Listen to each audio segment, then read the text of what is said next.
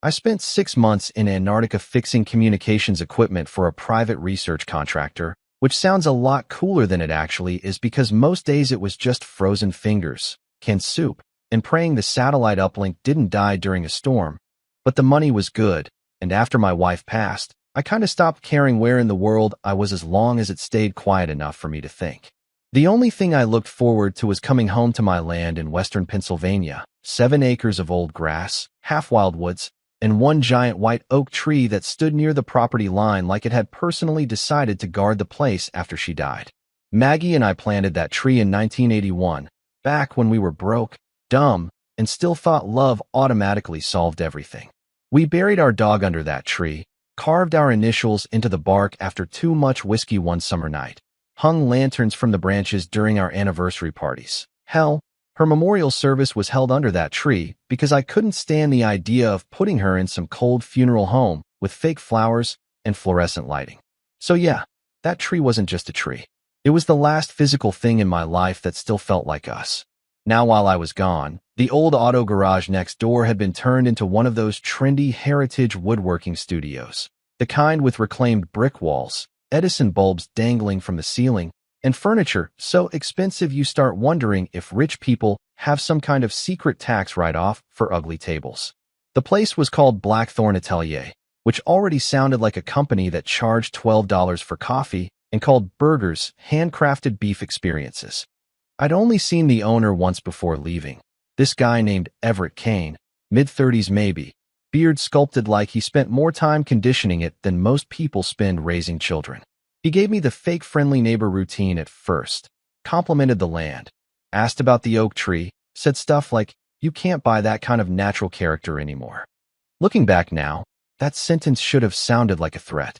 I landed back home in early March after 32 straight hours of flights and layovers, exhausted enough to hallucinate.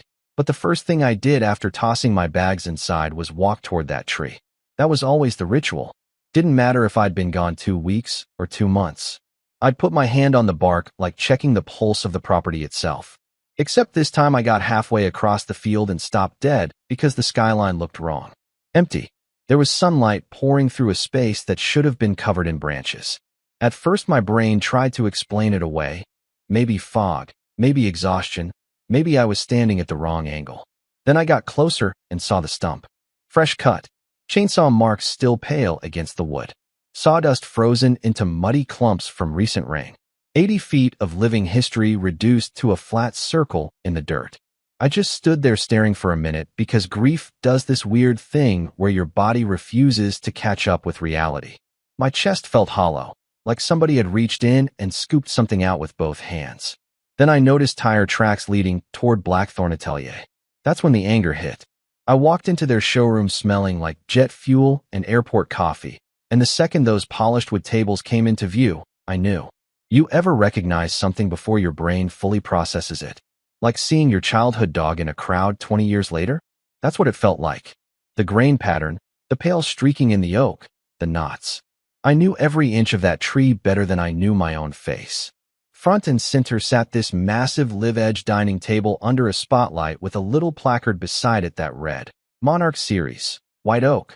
$14,500. 14.5 grand. There were matching benches, floating shelves, custom panels mounted on the wall like museum art. Champagne glasses sat on silver trays because apparently stealing from a grieving widower pairs nicely with Pinot Noir. Then I saw it. On one of the coffee tables, right beneath the glossy finish, there was a faint scar in the grain where someone had tried sanding deeper than they should have. But they missed part of it. You could still make out the outline of a carved heart and 2 sets of initials. D+M. My knees almost buckled. I heard this smooth voice behind me go, "Beautiful piece, isn't it?" I turned around, and there was Everett, smiling like a guy who genuinely believed he was the smartest person in every room he entered.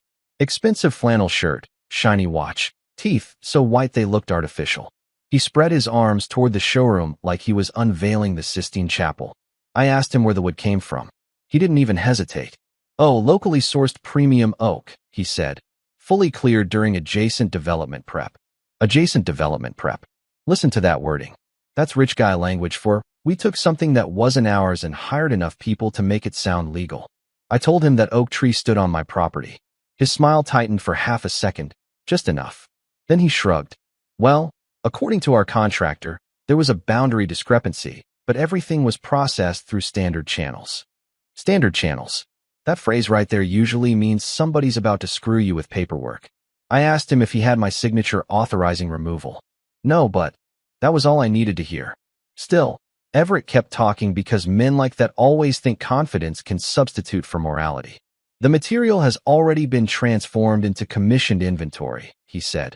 Some of these pieces are heading to clients in Los Angeles next week. So if you believe there's been a misunderstanding, you're welcome to contact our attorney. Misunderstanding. Yeah, because accidentally turning my dead wife's memorial tree into luxury furniture was apparently just one of life's little mix-ups. Then I noticed the giant banner hanging near the entrance. Spring Collection Showcase, Saturday, private buyers event. 3 days away. Catered event. Press coverage. Influencers. Investors. Everett followed my eyes to the banner and smiled again.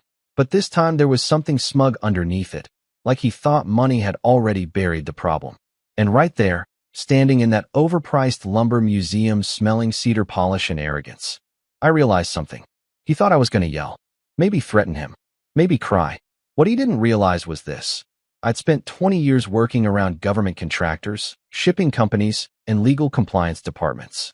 I knew exactly how dangerous paperwork could become when somebody got careless. So I looked him dead in the eye, nodded once, and said, "Got it." That actually seemed to relax him. Big mistake. Because the second I walked back to my truck, I stopped being a grieving husband and became a man building a case. Now, before I get into what happened next, let me explain something, because a lot of people hear stories like this and immediately think, well, if the tree was near the property line, maybe it was just an honest mistake. And sure, sometimes that happens. Property disputes in America get messy fast, especially in rural areas where fences were built 30 years ago by a guy named Earl holding a beer and eyeballing distances. But this situation? No. This smelled wrong from the start. According to standard procedure, no legitimate contractor touches a mature tree near a boundary line without a survey, written authorization, permits, and documented ownership confirmation. Especially not an 80-foot white oak worth tens of thousands in lumber value. Any professional woodworker knows exactly how valuable old-growth oak is. So when Everett kept throwing around words like misunderstanding and adjacent development prep, what he was really doing was trying to create psychological fog, enough corporate-sounding language to make an average homeowner doubt themselves. This is a psychological trap people with money use all the time. They act calm, polished, educated. Meanwhile, you're emotional because something personal got violated. And suddenly you start worrying that maybe you are the unreasonable one. That's intentional. From a legal perspective, though, trees are property. Doesn't matter if they're sentimental or not. If somebody cuts down a tree on your land without permission, especially one with documented value, they can get hammered financially. In some states, triple damages apply automatically. And once stolen timber gets converted into commercial products, oh, now you've got a whole different level of liability because every sale becomes evidence.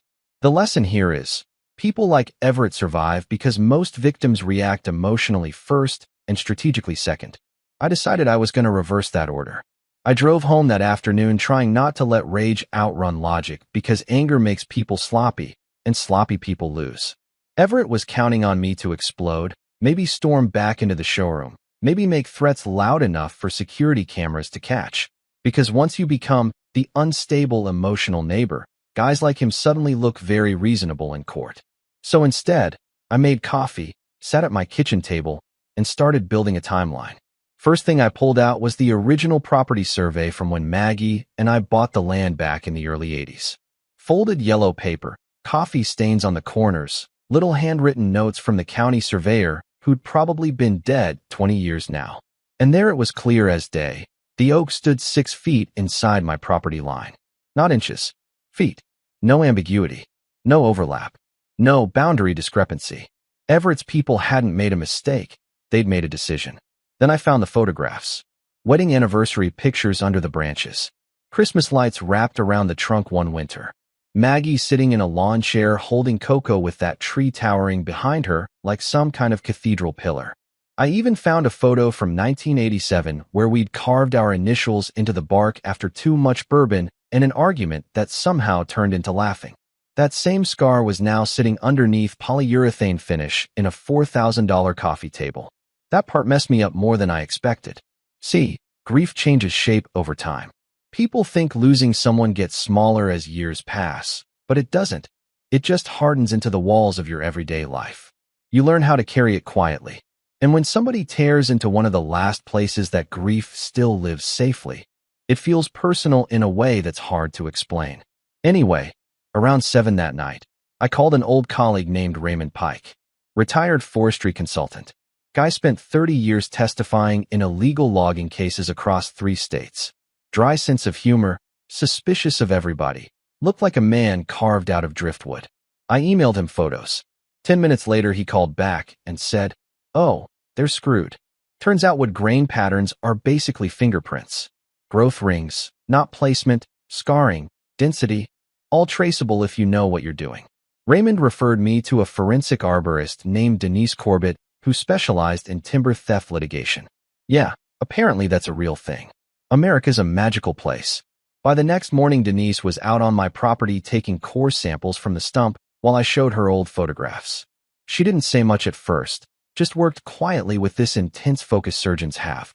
Finally, she stood up, brushed dirt off her gloves, and said, "If that furniture came from this tree, I can prove it." That sentence right there felt better than therapy. Then came the fun part. I contacted a commercial salvage company I'd once worked with during a research facility demolition project.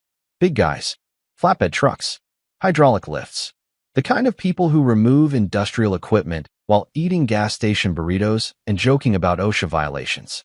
I explained the situation and asked one simple question. If I get a court order authorizing seizure of stolen property, can you clear a showroom fast? The guy on the phone laughed for about 10 seconds straight. "Oh, buddy," he said, "we can clear a Walmart before lunch." Now here's where Everett made his second mistake. He'd advertised the showcase publicly, which meant inventory lists, promotional photos, social media previews, evidence everywhere. Every item made from my tree was documented online like some arrogant little confession.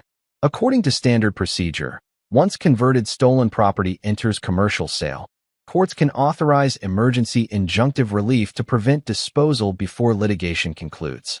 Fancy wording for, "Don't let this idiot sell the evidence." So by Friday afternoon, my attorney filed for an emergency seizure order supported by the survey, arborist report, photographic history, and showroom documentation. At 8:43 p.m. Friday night, the judge signed it. Saturday morning arrived cold and gray, one of those mornings where the sky looks metallic. I parked half a block away from Blackthorn Atelier and watched staff setting up through the windows. White tablecloths, champagne buckets, catering trays. Everett floated around in designer boots, pointing at floral arrangements like he was preparing for the royal wedding. At exactly 10:02 a.m., 3 vehicles pulled up together. County sheriff, my attorney, and 3 salvage trucks. You ever see confidence die in real time? Because I have. Everett walked toward the entrance smiling at first, probably assuming we were there over some paperwork issue. Then Deputy Morales handed him the seizure order. I watched his eyes move across the page. The color drained out of his face so fast it honestly impressed me. "What the hell is this?" he snapped. My attorney answered calmly. "Court-authorized recovery of stolen property, pending civil and criminal proceedings." Everett laughed. Actually laughed. "This is absurd. These pieces belong to paying clients."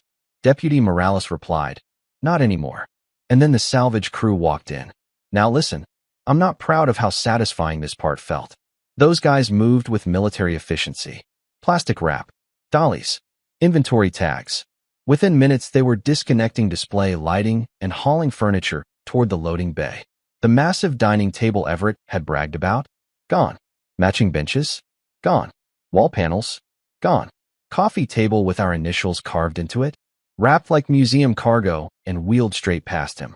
Everett completely lost control. He started shouting about reputational damage, screaming at employees, threatening lawsuits, demanding names and badge numbers. At one point, he actually stepped in front of a moving dolly yelling, "You can't take commissioned inventory." One salvage worker looked at him and said, "Buddy, I once repossessed a helicopter from a billionaire during his birthday party. You are not the most dramatic part of my week. I almost smiled. Almost. Then Everett turned toward me. And man, the hatred in his eyes. Pure venom. Because for the first time since this started, he realized money wasn't going to protect him. All that polished branding, all that curated masculinity and artisanal storytelling, stripped away in front of his staff and clients. You did this over a tree, he spat. That sentence told me everything about him. Over a tree. Not over theft. Not over trespassing. Not over cutting down 40 years of somebody else's memories for profit. Just a tree. So I reached into my jacket pocket and handed him a photograph. Maggie standing beside the oak in autumn, smiling at something outside the frame. You cut this down for dining room furniture, I said quietly. Don't stand there pretending you don't understand what you took. For a second, he actually looked shaken. Not guilty, just shaken that consequences had arrived. By around noon, invited guests started showing up. Luxury SUV after luxury SUV pulling into a parking lot full of sheriff vehicles and half-empty showrooms.